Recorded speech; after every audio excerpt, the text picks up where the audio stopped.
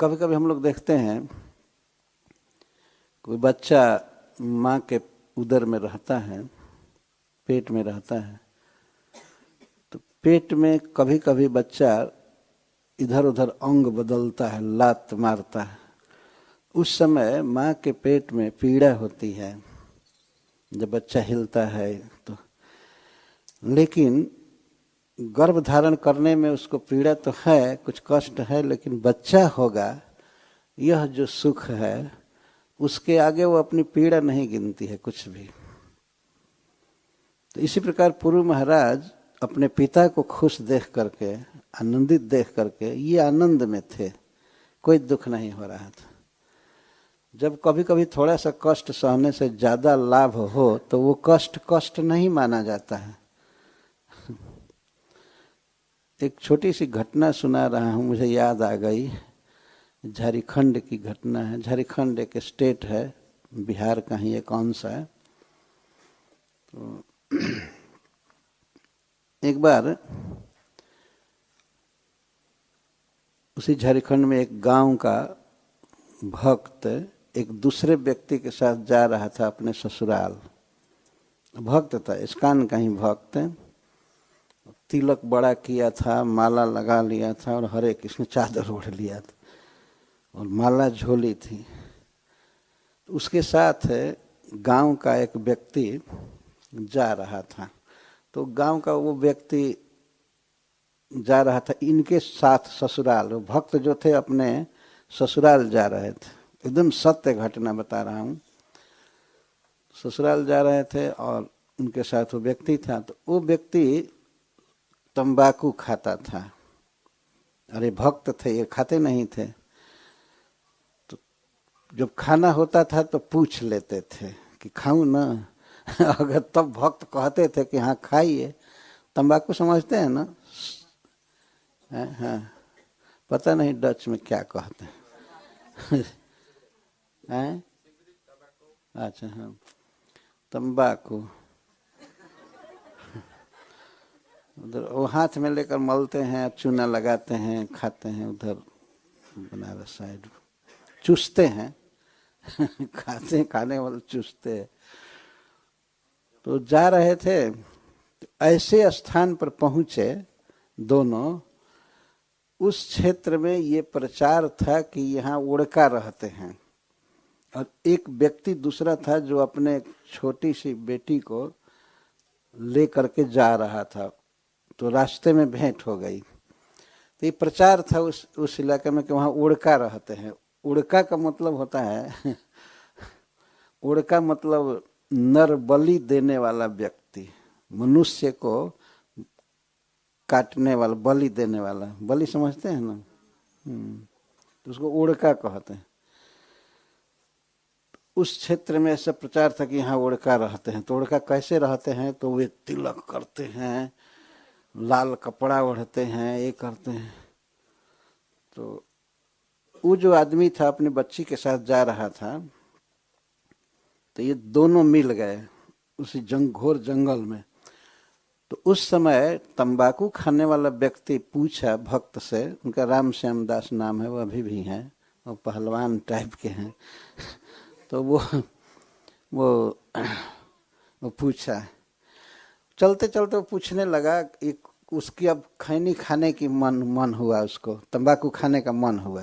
तो ऐसे ही पूछ दिया, भोजपुरी में कहा कि तब हो अब आपन वाली करी ना। बोले हम आपन वाली करी ना।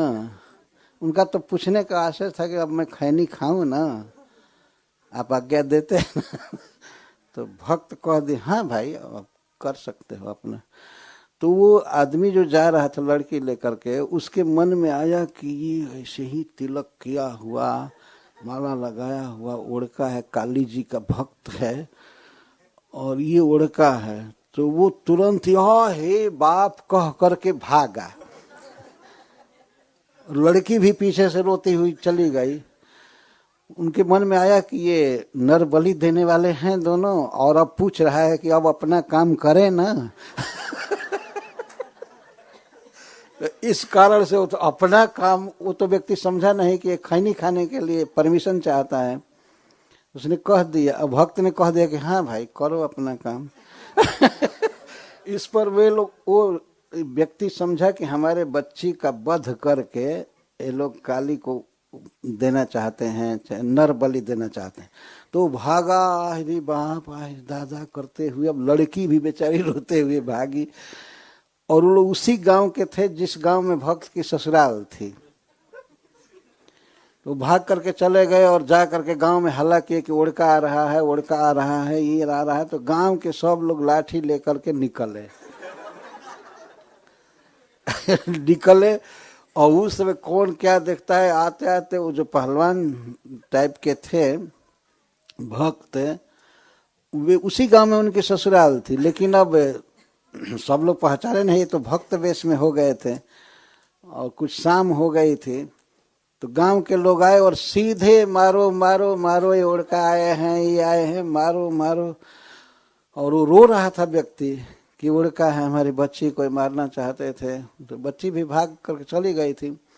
लेकिन गांव के लोग आए और आ करके एक आदमी, सभी लाठी लिए थे लेकिन एक आदमी लाठी से इनको मार दिया। तो थोड़ा सा यहाँ पर लग गया उनको चोट, थोड़ा खून बहने लगा। बहुत चोट नहीं लगी थी, तो खून देखा लोगों ने। अब इसके बाद किसी ने पहचान लिया, अरे रुको रुको, पाहुन है, पाहुन।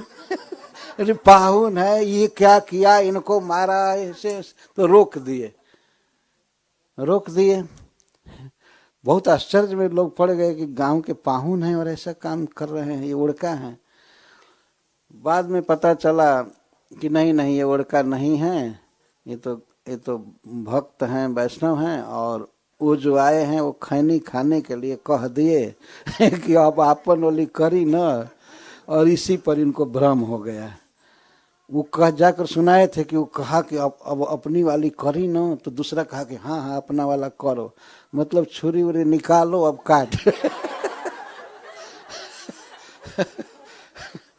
तो इस पर भागे। तो हुआ क्या कि अकस्मात किसी व्यक्ति ने हल्के लाठी से मार दिया, थोड़ा सा खून चुआ, 2-4 बूंद, और बंद हो गया। अब इसके बाद तो पंचायत बैठी कि किसने मारा है, गांव के पाहुन को किसने मारा है, किसने मारा है। उस गांव में मैं गया हूँ। किसने मारा, तो पंचायत बैठी, तो जो मारा था उस पर दंड लगाया गया। मैं यही बात कहने के लिए कथा कह रहा हूँ। उस पर दंड लगाया गया। कितने का? 1000 रुपये का।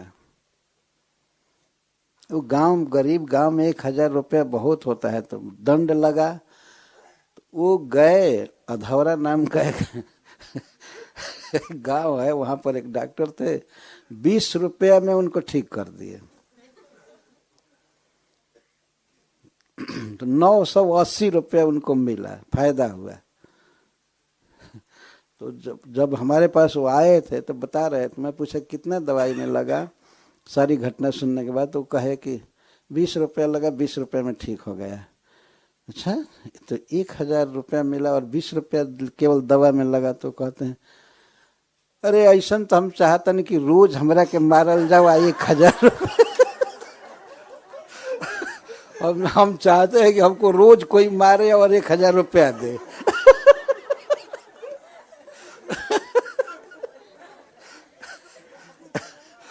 कि 980 रुपया रोज मिलेगा। वैसे कह रहे, सचमुच हृदय से कह रहे थे, कोई बना करके नहीं कह रहे थे। कि वो तो पहलवान थे कि रोज कोई मारे एक लाठी और हमको 1000 रुपया दे।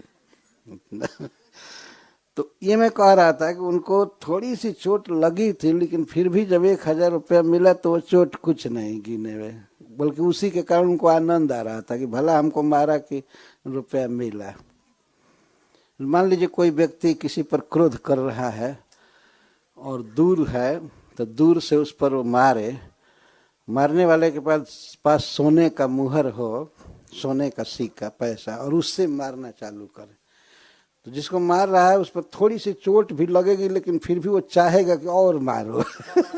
और मारो, जितना बार मारोगे उतना सोने की मुद्रा मिलेगी, स्वर्ण मुद्रा। तो इस तरह से पुरु महाराज अपने पिता के सुख को देख करके सुखी थे। बुढ़ापा में बहुत दुख होता है, न चला जाता है, न खाया जाता है, न देखा जाता है, शरीर में पीड़ा होती है, सब होता है, परंतु पिताजी सुखी हैं, इस भावना से पुरु को कोई दुख नहीं हुआ। इसीलिए सुखदेव गोस्वामी कहते हैं प्रमुदित पुरु, खूब खुश थे, आनंद में थे और पिताजी को दे दिए जवानी।